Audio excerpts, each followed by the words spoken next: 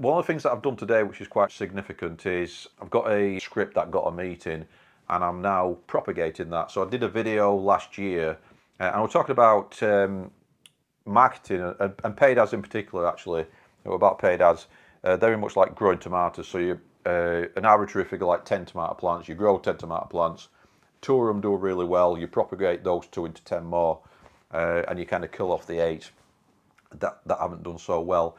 So it's very much like a bit like survival of the fittest, really Darwinian, the way that you run paid ads. So you've got your copy, you've got your creative, and then you test one thing in isolation.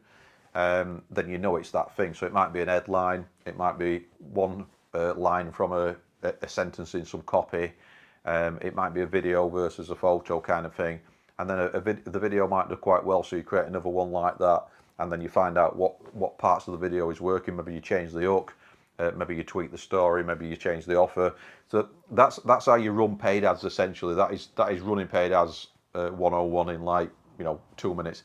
So that's all you really need to know about the strategy of running ads. Now these days, the AI does quite a bit of it actually.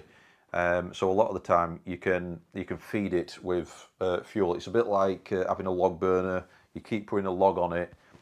When that log starts to die down, you put another one on, and you keep that fuel going, because creative will start to die down in terms of the effectiveness. People get used to it. It's called creative fatigue.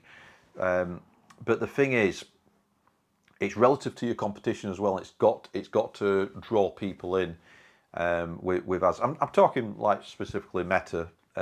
Google Ads is different, and other types of ads are different as well. You can run ads on many different platforms, but that's essentially how you run ads.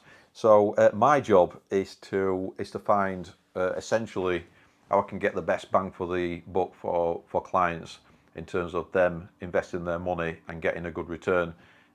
So return on ad spend, or ROAS, is a KPI, really, key performance indicator. In fact, one of the biggest key performance indicators in what I do is the CAC versus the LTV, which is the cost of acquiring a customer versus the lifetime value. Now, it's a big mistake when business owners run paid ads or do any kind of marketing, and they're kind of short-sighted and just see that first sale as being the success of the ads or not. What if that first sale, which might just be, I don't know, some arbitrary figure like 200 quid, eventually over the lifetime of that client turns into 10 grand or 20 grand or 100 grand?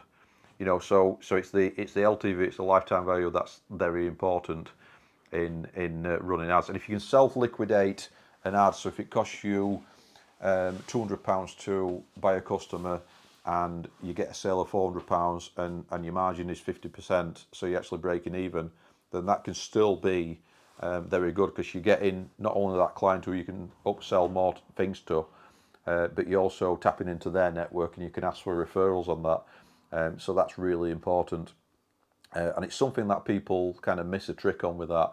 And I can always tell when I'm speaking to somebody and doing a discovery call, the mindset of that person who I'm speaking to, that decision maker in the business, and if they realise that, and sometimes it's up to you as a digital as a whatever kind of business you run, how much you want to go into educating prospects, and how much time you want to spend on that, because when you've got a small business, one of the things we ads is you want to really target the 3% who are ready to buy, and the bigger businesses, they let them educate, and you want a lot of businesses really get it wrong with the marketing. They try to do the whole thing. They try to spend the money on branding. They try to spend the marketing budget on branding, which is a big mistake. I'll go through that, going a bit deep into that, but I'll go through that in another video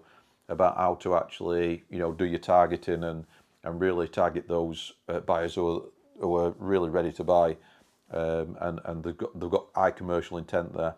Okay, so that's a wrap, and if you want to like, comment, share, subscribe, then that'd be absolutely fantastic. It'd be really helpful. But yeah, that's all I've got for you for now, and see you next time.